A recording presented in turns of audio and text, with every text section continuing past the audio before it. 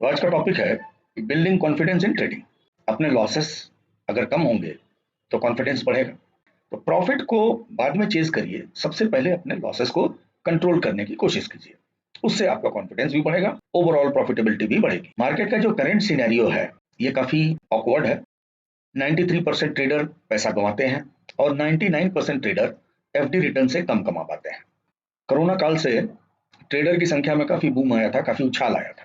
Post corona काल में जब मार्केट अपने असली रंग में आ गया तो एक्टिव ट्रेडर की संख्या में ड्रास्टिक रिडक्शन हुआ। सारे ब्रोकर्स के जो एक्टिव ट्रेडर थे उनकी संख्या में काफी कमी आई है और ट्रेडर्स के लॉसेस को देखते हुए सेबी अब ऐसे नियम बना रहा है जिससे कि रिटेलर पार्टिसिपेशन को कम किया जा सके।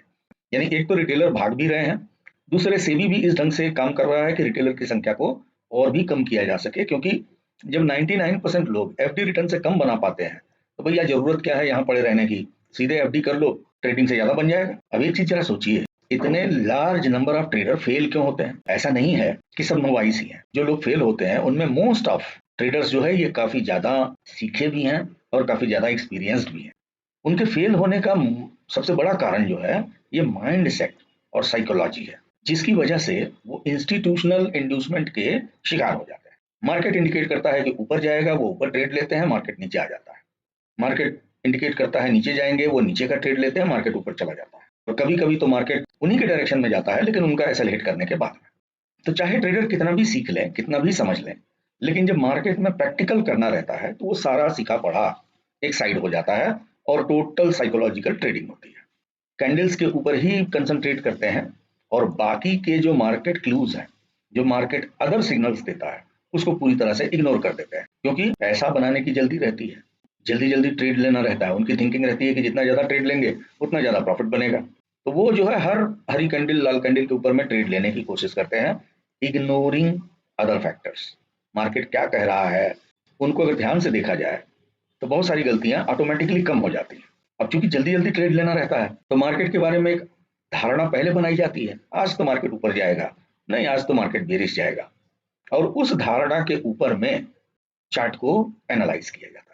अब आपने ये धारणा बना ली कि आज मार्केट तो ऊपर जाएगा, तो कोई भी ग्रीन कैंडल बनेगी आप फट से उसमें ट्रेड लेने की कोशिश करोगे, क्योंकि आपका प्रिज्यूडिस पहले से ही है कि मार्केट ऊपर जाएगा, जबकि ऐसा होता नहीं है। मार्केट उन जगहों पे इंड्यूसमेंट करके वापस नीचे आता है, लेकिन मार्केट में आपने व्यू बना लिया है तो हर इंड्यूसमेंट पे आप फंसेंगे। और सबसे जो मेजर फैक्टर है वो है completely ignore risk to reward factor. भैया ट्रेडिंग में सबसे इंपॉर्टेंट है, आप ट्रेड में एंट्री लो नहीं लो, देखो मत देखो, जो कुछ भी करो, सबसे इंपॉर्टेंट चीज है रिस्क टू रिवार्ड। और ये risk to reward on an average 1:3 से कम नहीं होना चाहिए। मैं औसत की बात कर रहा हूँ, हर ट्रेड की बात नहीं कर रहा हूँ। औसतन 1:3 का अगर आपका रिस्क रिवार्ड रहेगा तभी जाकर के आप प्रॉफिटेबल बनिएगा। क्योंकि कोई कितना भी एक्सपर्ट ट्रेडर हो, ट्रेडिंग एक्यूरेसी 100% नहीं होती है। और अगर आपकी 60% से ज्यादा एक्यूरेसी है तो आप अच्छे ट्रेडर हैं। और 60% एक्यूरेसी में अगर आप 1:2 का रिस्क रिवार्ड लेकर के चलते हैं तो थोड़ा सा आपका परसेंटेज गड़बड़ हुआ तो फिर आप लॉस में आ जाएंगे। इसीलिए 1:3 is the best suited risk reward ratio, और उसको मेंटेन करने की कोशिश करना चाहिए। तो इस वीडियो में आगे हम लोग बहुत सारी फाइन ट्यूनिंग्स और बहुत सारे रूल्स के बारे में चर्चा करेंगे जो कि ट्रेडर के लिए काफी महत्वपूर्ण होते हैं, और उनको अगर फॉलो करिएगा तो आपके लॉसेस ड्रास्टिकली कम हो जाएंगे। तो हम लोग 7 मस्ट फॉलो रूल्स के बारे में चर्चा करेंगे जो कि आपके लिए इमेंसली हेल्पफुल होने वाले हैं आपके लॉसेस को कंट्रोल करने में। तो पहला रूल है नेवर स्पेकुलेट, फॉलो। अब नेवर स्पेकुलेट का मतलब क्या होता है भाई? हमको लग रहा है मार्केट ऊपर जाएगा तभी तो हम बुलिश ट्रेड लेंगे, या हमको लग रहा है मार्केट नीचे जाएगा तभी हम बेरिश ट्रेड लेंगे। लेकिन आपका ये जो अनुमान है कि मार्केट ऊपर जाएगा या नीचे जाएगा, ये एनालिसिस के बेसिस पे होना चाहिए, आपके स्पेकुलेशन के बेसिस पे नहीं होना चाहिए। अब ये देखिए, निफ्टी का 15 मिनट का चार्ट है और 15 मिनट के चार्ट में हम लोग देख रहे हैं कि यहाँ पर ट्रेंड बेरिश है। तो बेरिश और बुलिश ट्रेंड का एक ही पैमाना होता है कि अगर मार्केट बुलिश ट्रेंड में है तो वो हायर हाई बनाएगी, और अगर मार्केट बेरिश ट्रेंड में है तो वो लोअर लो बनाएगी। ये एक सिंगल सूत्री फार्मूला है, इसके बिना बुलिश और बेरिश ट्रेंड नहीं हो सकता। तो मेजर बुलिश बेरिश ट्रेंड के अलावा बीच में एक और ट्रेंड होता है जिसको रेंज बाउंड कहते हैं। मार्केट हायर हाई बना रही है, अब जैसे ये स्विंग लो है, ये स्विंग हाई है। मार्केट अगर बुलिश होगी तो इस स्विंग हाई को ब्रेक करेगी, मार्केट अगर बेरिश जाएगी तो इस स्विंग लो को ब्रेक करेगी। आइदर ये ब्रेक हो तो मार्केट बेरिश, ये ब्रेक हो तो मार्केट बुलिश। अगर दोनों नहीं ब्रेक हो रहा है और मार्केट इस ढंग से चल रही है, इसका मतलब है मार्केट रेंज बाउंड है। आइदर स्विंग हाई ब्रेक होना चाहिए और स्विंग लो ब्रेक होना चाहिए। ये हायर टाइम फ्रेम में भी होगा, लोअर टाइम फ्रेम में भी होगा। तो जब तक ये कंफर्म नहीं हो तब तक अपने को कोई स्पेकुलेशन नहीं करना चाहिए। इसके अलावा मल्टी टाइम फ्रेम में मार्केट की एनालिसिस भी बहुत महत्वपूर्ण रोल अदा करती है। अब यहाँ 15 मिनट के टाइम फ्रेम में हम लोग देख रहे हैं कि मार्केट का मेजर ट्रेंड बेरिश है और यहाँ पर मार्केट ने एक पुल बैक लिया, लेकिन ये पुल बैक इस स्विंग हाई को नहीं ब्रेक किया है। जब तक ये स्विंग हाई ब्रेक नहीं होता तब तक मार्केट को बुलिश हम लोग कंसीडर नहीं कर सकते। तो मार्केट यहाँ गया और यहाँ से रिजेक्ट हुआ यानी कि मार्केट का मेजर ट्रेंड चूंकि बेरिश है तो इस बात के चांसेस ज्यादा है कि मार्केट नीचे की तरफ में जा सकता है। लेकिन अब यहाँ पे छोटे टाइम फ्रेम में, ये 15 मिनट के टाइम फ्रेम में हमारा स्विंग लो ये है और स्विंग हाई ये है। तो मार्केट अगर यहाँ से चल करके इसको ब्रेक कर दे बुलिश और नीचे आकर के इसको ब्रेक कर दे तो बियरिश। अब बियरिश में भी यहाँ पे हमको कई सपोर्ट दिख रहे हैं। एक तो ये लेवल एक कॉन्फ्लुएंस लेवल है, ये ट्रेंड लाइन का भी सपोर्ट है और ये लेवल का भी सपोर्ट है। तो ये एक स्ट्रॉन्ग सपोर्ट है। यहाँ से मार्केट अगर नीचे आ जाता है तो हमारा ये लेवल भी एक स्ट्रॉन्ग सपोर्ट है। तो ऐसा नहीं है कि इसको ब्रेक करते ही हम ट्रेड ले लेंगे, यहाँ पे हमको फॉल्स मूवमेंट मिल सकता है। इस लेवल को अगर मार्केट ब्रेक करके नीचे आता है तो I can expect this level, और ये लेवल भी अगर ब्रेक होता है और कंफर्म होता है माने यहाँ पे एक रिट्रेसमेंट और रिट्रेसमेंट के बाद ये टूटा तो फिर मार्केट इस लेवल तक आ सकता है। अब यहाँ पर हमारे लिए जो स्विंग लेवल और रेजिस्टेंस है, एक ये लेवल है और दूसरा ये लेवल है। ये लेवल ब्रेक होने के बाद ये रेजिस्टेंस है और ये ब्रेक होने के बाद ये रेजिस्टेंस। इन सारे का जैसे जैसे कंफर्म होगा वैसे वैसे हमारा मार्केट के बारे में अनुमान होगा और वैसे वैसे ही एंट्री होगी। लेकिन चूंकि मेजर ट्रेंड बेयरिश है तो हमारा बुलिश के बारे में अनुमान काफी सतर्कता पूर्वक होगा, यानी कि हम छोटी पोजीशन लेंगे, छोटे टारगेट लेंगे। जबकि अगर ये मार्केट यहाँ ब्रेक करती है तो नीचे के साइड में हमारा अनुमान ज्यादा एग्रेसिव होगा, यानी कि हम ज्यादा लॉट में ले सकते हैं और ज्यादा बड़ा टारगेट ले सकते हैं। जैसे एक टारगेट मेरा ये हो गया, दूसरा टारगेट मेरा ये हो गया। इस तरह से हम लोग मार्केट को उसके कैरेक्टर के अनुसार, उसके higher time frame lower time frame के एनालिसिस के अनुसार फॉलो करेंगे। दूसरी चीज है, कभी लोअर टाइम फ्रेम के बेसिस पर ही ट्रेड सेटअप डिसाइड नहीं करना चाहिए। हायर टाइम फ्रेम की एनालिसिस भी जरूर होनी चाहिए, क्योंकि जितना लोअर टाइम फ्रेम के बेसिस पे आप एनालिसिस कीजिएगा उतना ही मिस्टेक होने के चांसेस ज्यादा है। ट्रेंड के डायरेक्शन में हमको इंपल्स वेव्स मिलती है और ट्रेंड के अगेंस्ट में हमको करेक्टिव वेव्स मिलती है।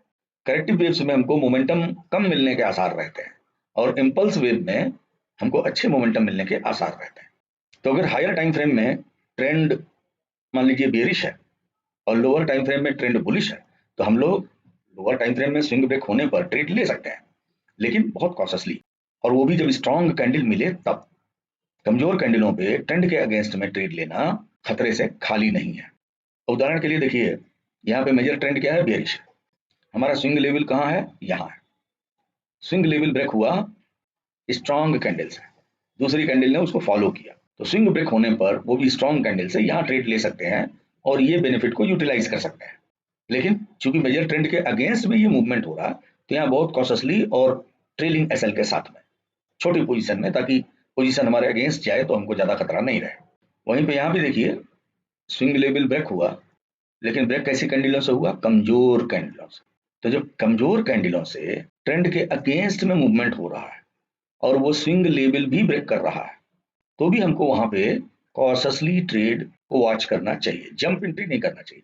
आप अगर ट्रेड अवॉइड कर दीजिएगा, हो सकता है मान लीजिए कुछ आपके पॉइंट मिस हो जाए, लेकिन अगर ट्रेड आपके अगेंस्ट में गया तो आपको जो भयंकर लॉस देगा उससे बढ़िया है आप उस ट्रेड को अवॉइड कीजिए। तीसरा पॉइंट है कि कभी भी ब्रेकआउट कैंडल पे आप ट्रेड मत कीजिए, ऑलवेज वेट फॉर द रिट्रेसमेंट्स। उदाहरण के लिए देखिए, इस कैंडल ने ब्रेकआउट दिया, नेक्स्ट कैंडल यहाँ पे ओपन हुई, इधर जा रही है।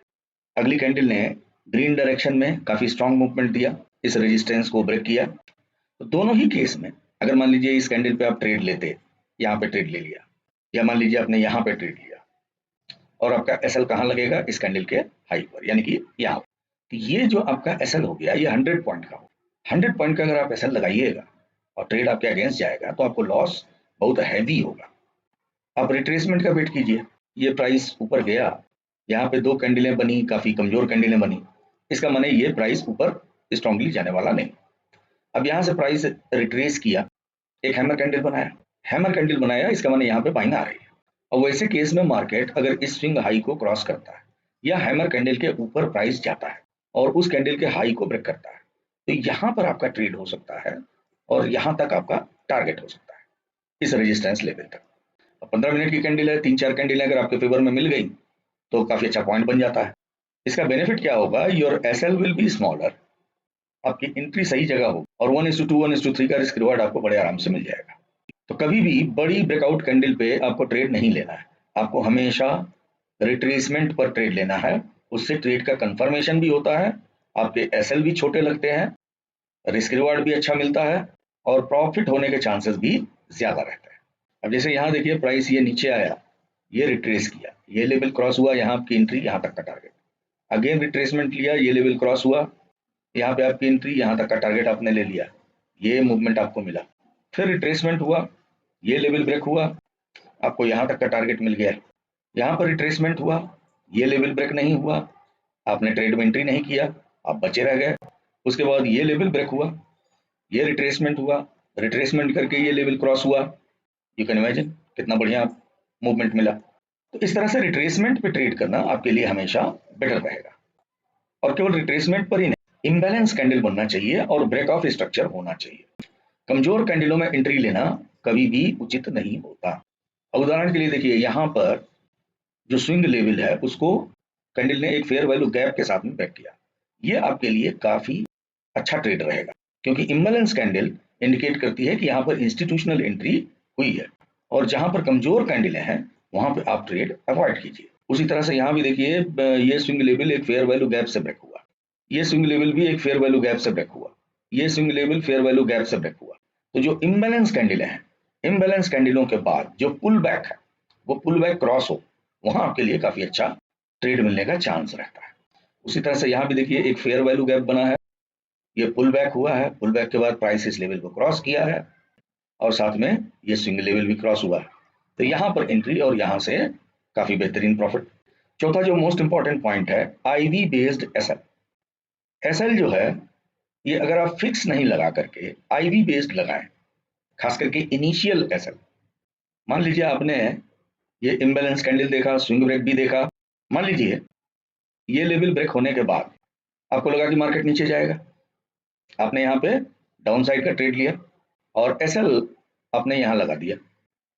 मार्केट ने क्या किया, जस्ट एक कैंडल बनाया, जाके आपके एसएल को टच किया, आपको निकाल दिया और निकालने के बाद इस डायरेक्शन में धुआंधार मूवमेंट दे दिया।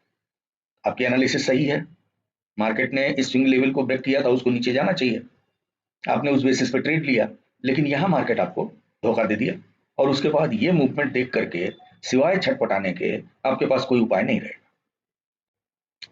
वैसे केस में इमेजिन कीजिए कि अगर आप यहाँ पर एसएल को थोड़ा सा बड़ा लगाते तो मार्केट इस कैंडल पर भी आपके एसएल को हिट नहीं कर पाता।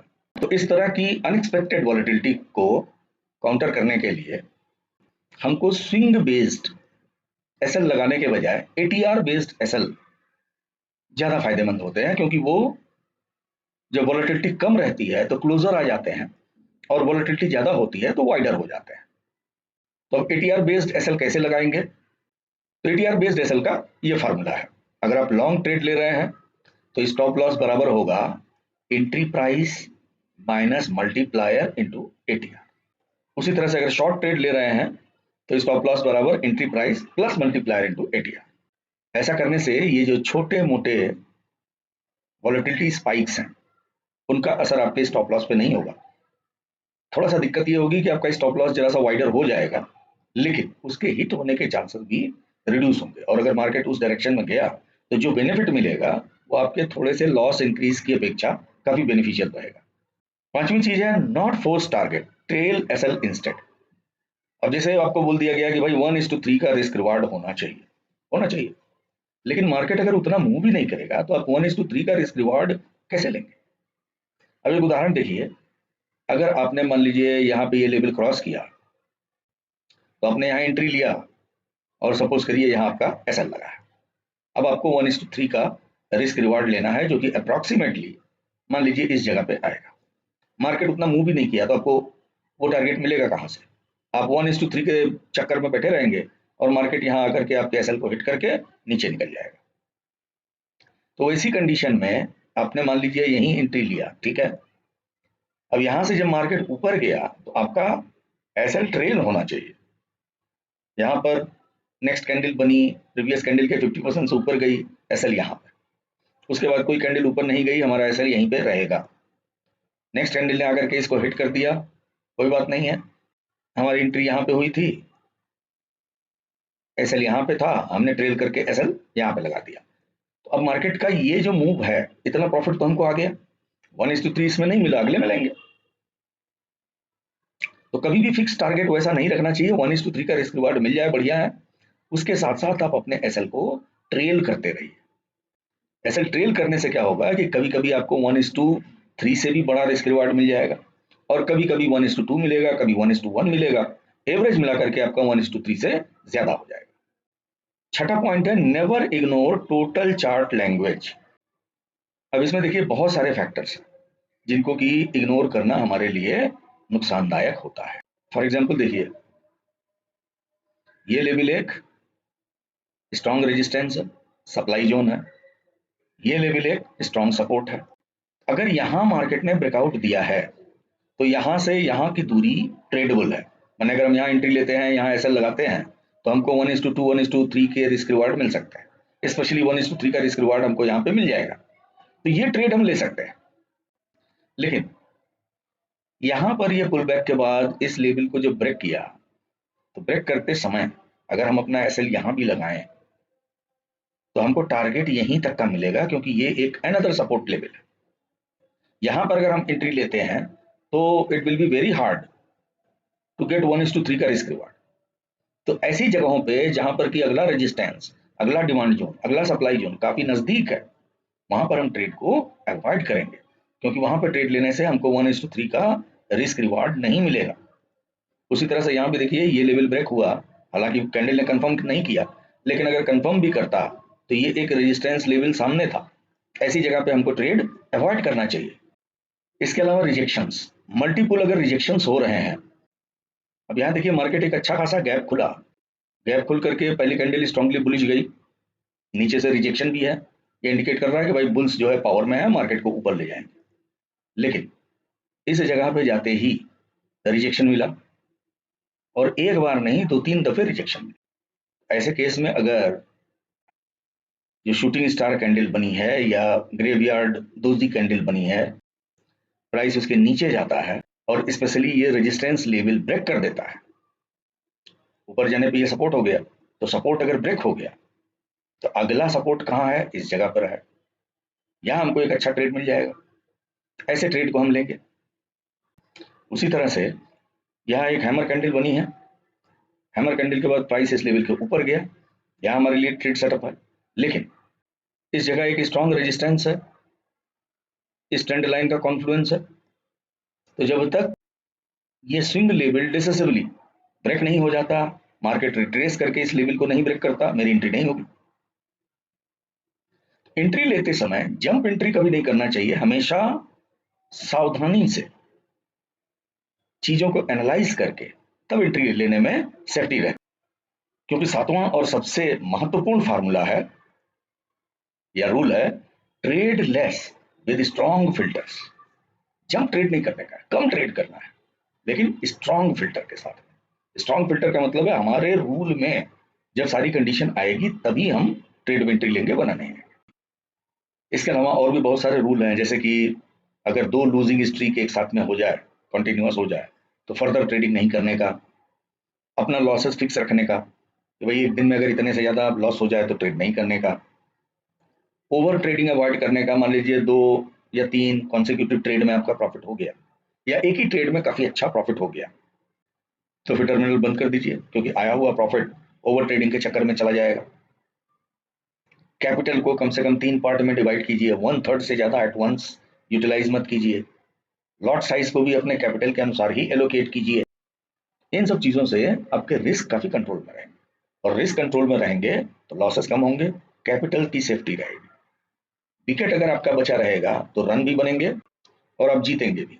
विकेट आपने गंवा दिया जो कि आपकी पूंजी है, तो न रन बनेंगे, न टीम जीतेगी, ना आप सफल होंगे। तो आशा करते हैं इन रूल्स को आप फॉलो करेंगे और लड़ाई का मैदान जीतेंगे। आप जीते हैं तो हमें बहुत खुशी होगी। इसी शुभकामना के साथ मिलते हैं फिर अगले वीडियो में। तब तक के लिए नमस्कार, जय हिंद, जय भारत।